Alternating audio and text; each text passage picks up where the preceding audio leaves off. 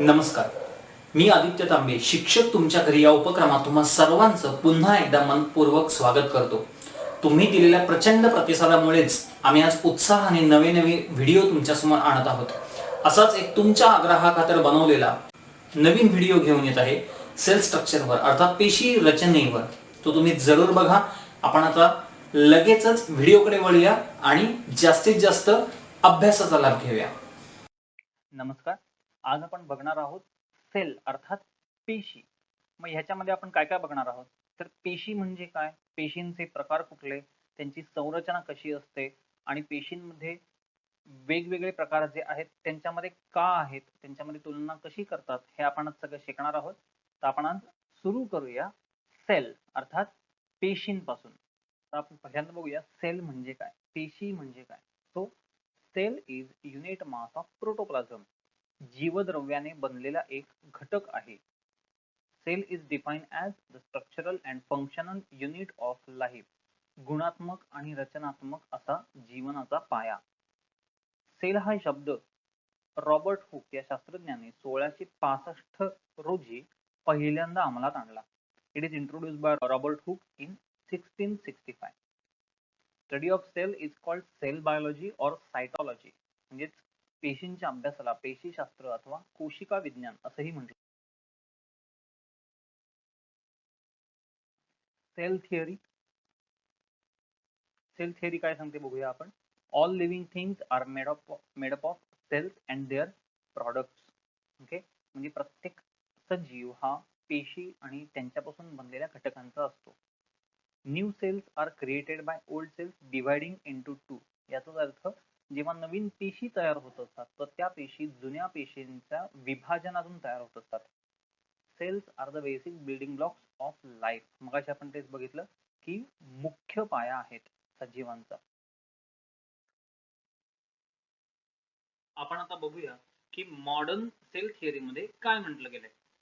The activity of an organism depends on the total activity of independent cells. म्हणजे कुठल्याही सजीवाची activity किंवा सजीवाच्या हालचाली ह्या त्याच्यामध्ये असलेल्या प्रत्येक पेशी आणि त्यांच्या हालचालींवर अवलंबून असतात. Energy flow occurs in cells through the breakdown of carbohydrates by respiration. म्हणजे पेशींच्या आतमध्ये श्वसन क्रियेद्वारे जे कर्बोदकांचं विघटन होतं त्याच्याद्वारे ऊर्जा निर्मिती केली जाते. The cells contain the hereditary information and its content within DNA. म्हणजे डीएनए मध्ये कुठल्याही पेशीची जनुकीय माहिती ही साठवलेली असते. The contents of cells from similar species are basically the same. म्हणजे एखाद्या पेशीची जर समान स्पेसीज असेल म्हणजे सर्व प्रकारच्या पेशींमध्ये त्यांचे घटक जे आहेत ते सगळे समान असतात.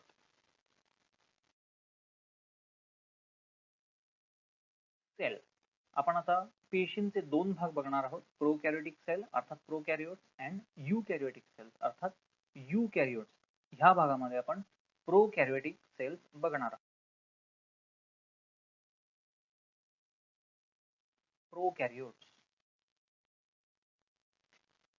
प्रोकॅरियोट्स म्हणजे काय, तर prokaryotic cells are primitive cells. Okay, having primitive nucleus. या पद्धतीच्या पेशींमध्ये केंद्रक नसते. ओके, या अविकसित पेशी आहेत. आपण आता जी एक डायग्राम बघतोय स्क्रीनवर त्याच्यामध्ये बघत असाल तर कॅप्सूल अर्थात सगळ्यात बाहेरचं आवरण असतं, सेल वॉल असते, त्याच्यामध्ये प्लाझ्मा मेम्ब्रेन असतं आणि न्यूक्लिओइड असतं. तुम्ही नीट बघितलं तर ह्याच्यामध्ये केंद्रक अथवा न्यूक्लियस नाही, त्याऐवजी डीएनए फ्रॅगमेंट जो आहे तो एकत्र गुंडाळला गेलेला आहे आणि त्याच्यापासून एक न्यूक्लिओइड तयार झालेला आहे. अर्थात सायटोप्लाझम असतं, रायबोझोम्स आपल्याला दिसत आहेत आणि फ्लॅजेलम दिसत आहेत. Nuclear material is not bound by definite membrane. Okay, आपण जे न्यूक्लियर मटेरियल बघतोय न्यूक्लिओइड हे कुठलेही मेम्ब्रेन बाउंड नाहीये, त्याच्यावर कुठल्याही प्रकारचं आवरण नसतं. Cell envelope. आता ह्या सेल एन्व्हलपचे तीन भाग आहेत. एक आहे ग्लायकोकॅलिक्स, म्हणजेच मगाशी आपण ज्याला कॅप्सूल होती दॅट इज ग्लायकोकॅलिक्स. सेल वॉल म्हणजे पेशीभित्तिका आणि सेल मेम्ब्रेन. सर्वात पहिलं आपण जे बघणार आहोत ते आहे ग्लायकोकॅलिक्स अर्थात सर्वात बाहेरचं आवरण, outermost layer of cell. आपण मगाच्या आकृतीमध्ये डायग्राम मध्ये बघितलं की कॅप्सूल नामक एक बाह्य आवरण होतं, that is also called glycocalyx. It helps in adhesion of cell. हा पेशीला कुठल्याही सबस्ट्रॅटमला किंवा कुठल्याही आधाराला चिकटण्यासाठी मदत करतो. Some have slime layer while some contain capsule. आता ग्लायकोकॅलिक्सचा स्लाइम लेअर म्हणजे एक चिकट आवरण काही पेशींवर दिसतं आपल्याला, तर काही जणांमध्ये आपल्याला ते कॅप्सूलच्या स्वरूपात म्हणजे एक टणक आवरण दिसतं. It is made up of polysaccharide अर्थात शुगर्स पासून, कर्बोदकांपासून हे बनलेलं असतं.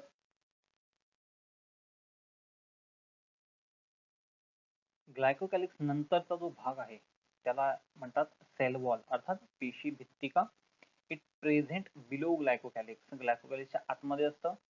Gives definite shape to cell. आपण आता इथे डायग्राम मध्ये जर नीट बघितलं तर हा डार्क ग्रीन कलरचा पोर्शन जो आहे किंवा हिरव्या रंगाचा जो भाग दिसत आहे तो आहे सेल वॉलचा भाग. ओके. आणि त्याच्यावरून तुमच्या लक्षात येईल की प्रत्येक पेशीला एक विशिष्ट प्रकारचा शेप मिळालेला आहे. It is just because of cell wall. It provide strong structural support. इकडे नीट बघायला गेलं तर एका पेशीचं दुसऱ्या पेशीवर काही प्रमाणात प्रेशर किंवा दबाव तयार होत असतो, परंतु स्ट्रक्चरल सपोर्ट ह्या सेल वॉल मुळे मिळतो. It is made up of पेप्टाइडोग्लायकॅन.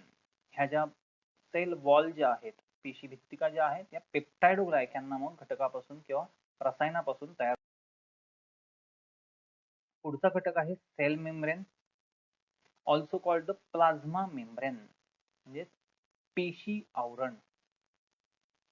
Innermost covering of cell made up of lipids and proteins. Lipids आणि प्रोटीन्स पासून बनलेला हा सगळ्यात आतला एक आवरणाचा भाग आहे. Innermost covering separates the intracellular space from the extracellular environment. याचं सगळ्यात महत्त्वाचं काम असं आहे, सेल मेम्ब्रेन ह्याचं सगळ्यात महत्त्वाचं काम असं आहे की हा पेशीच्या आतला भाग जो आहे इंट्रासेल्युलर स्पेस, ओके, तो एक्स्ट्रा सेल्युलर एन्व्हायरमेंट बाह्य भागापासून वेगळं करण्याचं काम करतो. थोडक्यात एक प्रकारचा पडदा तयार करतो. The cell membrane surrounds and protects the cytoplasm. Cytoplasm पेशी द्रव्य जे आहे त्याच्या भोवती एक प्रकारचं आवरण तयार करतो आणि त्यांना प्रोटेक्ट करत असतो. Helps in intracellular communication. दोन पेशींच्या मध्ये कम्युनिकेशन किंवा संपर्काचं माध्यम म्हणूनही सेल मेम्ब्रेन काम करतो. पुढे आहे सेल सायटोप्लाझम अर्थात पेशी द्रव्य.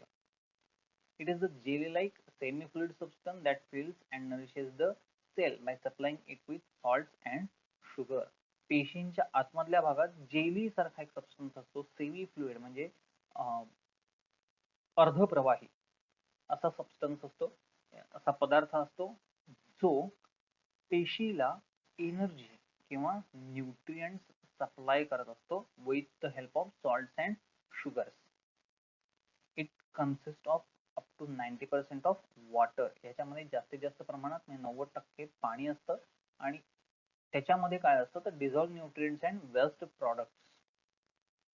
Provides a medium for metabolic reactions to occur. एक प्रकारचं मीडियम हा प्रोव्हाइड करतो. कशासाठी तर मेटाबॉलिक रिॲक्शन साठी. पेशींच्या आतमध्ये होणाऱ्या ज्या काही अभिक्रिया आहेत त्यांच्यासाठी एक प्रकारचा मीडियम हा प्रोव्हाइड करत असतो किंवा त्यांच्यासाठी एक जागा प्रोव्हाइड करत असतो. Cytoplasm is a part of the protoplasm and is the living component of cell. Okay. पेशीद्रव्य हा जीवद्रव्याचाच एक भाग आहे आणि तो सजीव मानला जातो. Cell cytoplasm function. आता आपण त्याची कार्य बघणार आहोत. The cytoplasm provides mechanical support to the cell by exerting turgor pressure. थोडक्यात मेकॅनिकल सपोर्ट, पेशीला एक प्रकारचा सपोर्ट देण्याचं काम हे सायटोप्लाझम करत असतं बाय एक्झर्टिंग टर्गर प्रेशर.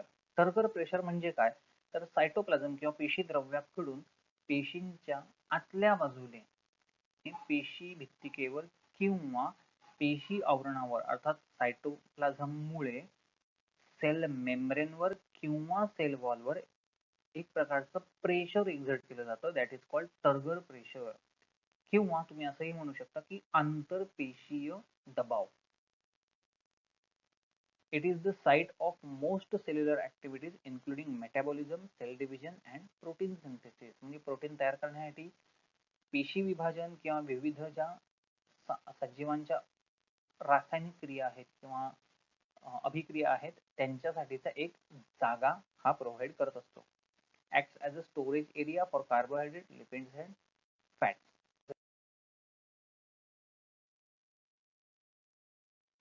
ऑर्गनेलिज, अंगके. पेशींमध्ये कोणती कोणती अंगके असतात? तर सगळ्यात पहिल्यांदा membrane bound organelles like mitochondria, endoplasmic reticulum, Golgi bodies are absent. आपण आता बघतोय तो प्रोकॅरियोटिक अर्थात अविकसित पेशी ज्यांच्यामध्ये मेम्ब्रेन बाउंड ज्यांना आवरण असेल, योग्य प्रमाणात आवरण असेल किंवा संपूर्ण आवरण असेल असे मायटोकॉन्ड्रिया, एंडोप्लाझ्मिक रेटिक्युलम किंवा गॉल्गी बॉडीज सारखे जे काही अंगके आहेत ती नसतात किंवा ती अब्सेंट असतात. Certain membrane structures such as mesosomes, chromatophores and inclusion bodies are observed. आणि ह्यांच्यामध्ये काय दिसू शकतं आपल्याला? तर मिसोझोम्स असतात, क्रोमॅटोफोर्स असतात आणि इन्क्लुजन बॉडीज असतात. आपण सगळ्यात पहिल्यांदा बघणार आहोत mesosomes. What are the mesosomes? These are the invaginations of plasma membrane into cell. आता तुम्ही इथे डायग्राम मध्ये नीट बघितलं तर प्लाझ्मा मेम्ब्रेन म्हणजे पेशी आवरण जे आहे त्यांचं इन्व्हॅजिनेशन म्हणजे त्या अतिरिक्त प्रमाणात वाढत गेल्यानंतर एक प्रकारे त्या सायटोप्लाझम मध्ये किंवा पेशीच्या अंतर्भागात त्या घुसत जातात आणि एक कुठलीही अविशिष्ट ओके इरेग्युलर शेप्स तयार करत असतात. They are called mesosomes. Involved in cell wall formation. ह्यांचाच वापर करून किंवा ह्यांच्या सहाय्याने सेल वॉल तयार केल्या जातात आणि हेल्प्स इन डीएनए रेप्लिकेशन. ह्यांचा उपयोग कुठे होतो? तर डीएनए रेप्लिकेशन मध्ये होतो. म्हणजे त्यांचं जेनेटिक मटेरियल जे आहे, जनुकीय घटक जो आहे त्यांच्या रेप्लिकेशन साठी, त्यांच्या गुणाकारासाठी किंवा त्यांच्या निर्मितीसाठी.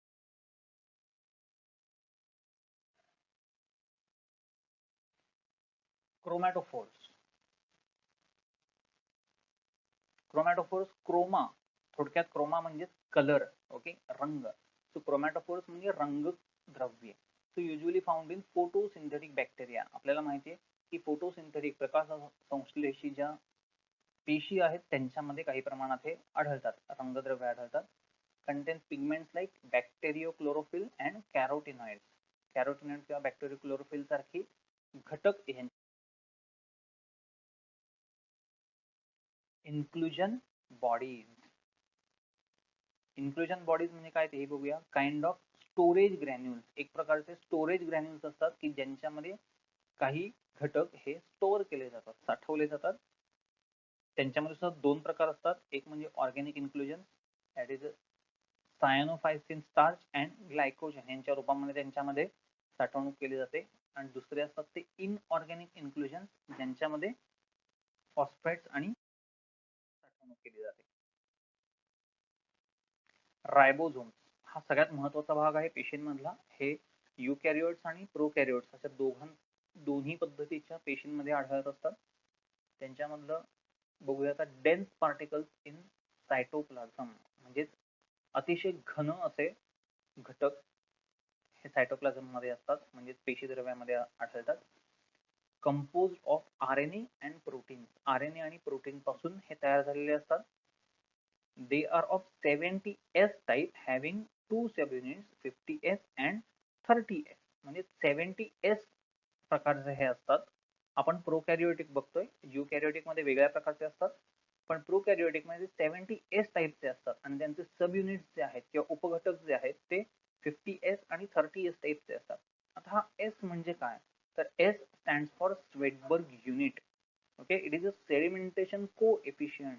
स्वेडबर्ग या शास्त्रज्ञाने पहिल्यांदा हे सेंट्रीफ्युगल पद्धतीने वेगळे केलेले होते आणि त्या सेंट्रीफ्युगेशन मध्ये किती आरपीएम ला ते वेगळे होतील त्याला म्हणतात sedimentation coefficient. Okay, so at what speed or at what rpm they will sediment, that is known as a, that number is known as a unit. Okay, so 70S, that is 70 Swedberg unit.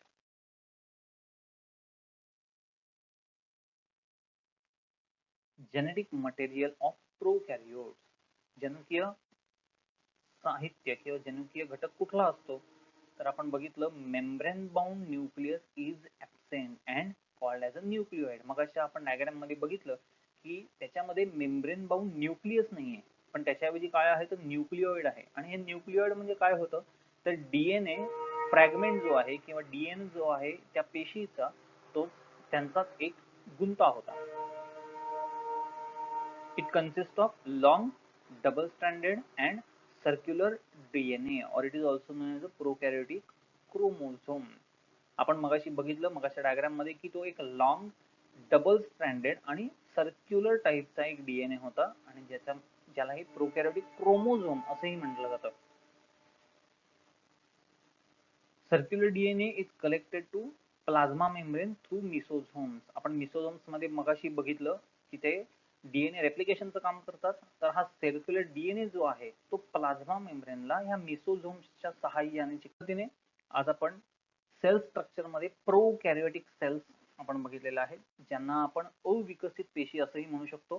त्याची कारणं आपण जर बघितली तर सगळ्यात मुख्य कारण असं आहे की त्यांच्यामध्ये न्यूक्लियस म्हणजे केंद्रक नसतं, त्याऐवजी एक डीएनएचा गोळा असतो ज्याला आपण न्यूक्लिओइड असंही म्हणतो. ओके. आणि आपण पुढच्या भागामध्ये युकॅरियोटिक सेल्स बघणार आहोत, ज्या विकसित पेशी आहेत त्यांचा आपण अभ्यास करणार आहोत, त्यांची रचना करणार आहोत. ते काही भागांमध्ये आपल्याला करावं लागणार आहे, कारण अभ्यास म्हणा किंवा तो जो तुमचा सिलेबस आहे त्याच्यामधले जे काही घटक आहेत त्यांच्याबद्दल खूप जास्त माहिती आहे. त्यामुळे आपण काही भागांमध्ये हा व्हिडिओ करणार आहोत. गेल्या वेळेला तुम्हाला विचारलेला प्रश्न होता, do you know any fermented product we use regularly in our kitchen? तुम्हाला घरात किण्वन प्रक्रियेने तयार केले जाणारे आणि नेहमी वापरले जाणारे पदार्थ माहित आहेत का? त्याचं उत्तर असं आहे, कर्ड, इडली, डोसा, ढोकळा, चीज आणि ब्रेड. तुमचा यावेळचा प्रश्न असा आहे, who introduce the term cell? Cell हा शब्द कोणी प्रचलित केला? तुमचं उत्तर कमेंट मध्ये जरूर लिहा. धन्यवाद. काय मग मित्रांनो, आजचा व्हिडिओ आवडला ना? कमेंट्स मध्ये जरूर लिहा. तुमची काही सजेशन्स असतील तर तीही सांगा. आणि तुम्हाला कुठल्या विशिष्ट विषयावर जर हवा असेल तर तेही जरूर कळवा. आपण त्याप्रमाणे आपण नवीन नवीन व्हिडिओ तयार करत राहू. त्याचप्रमाणे डिस्क्रिप्शन मध्ये जर तुम्हाला समाजशास्त्र ह्या विषयावर काही अडचणी असतील, त्या विषयाचा अभ्यास करायचा असेल तर त्यासाठी सुद्धा डिस्क्रिप्शन मध्ये खाली काही लिंक्स देत आहे, त्यात जरूर बघा, त्यांचाही अभ्यास करा. श्री व्यंकटेश प्रभू देसाई ह्यांचे इतिहास आणि भूगोलामधले वेगवेगळे व्हिडिओज त्याच्यावर उपलब्ध आहेत, तेही जरूर बघा. आणि जाता जाता पुन्हा शेवटचं, लाईक करा, सबस्क्राईब करा आणि तुमच्या मित्रांपर्यंत, तुमच्या मित्रमंडळींपर्यंत शेअर जरूर जरूर जरूर करा. धन्यवाद.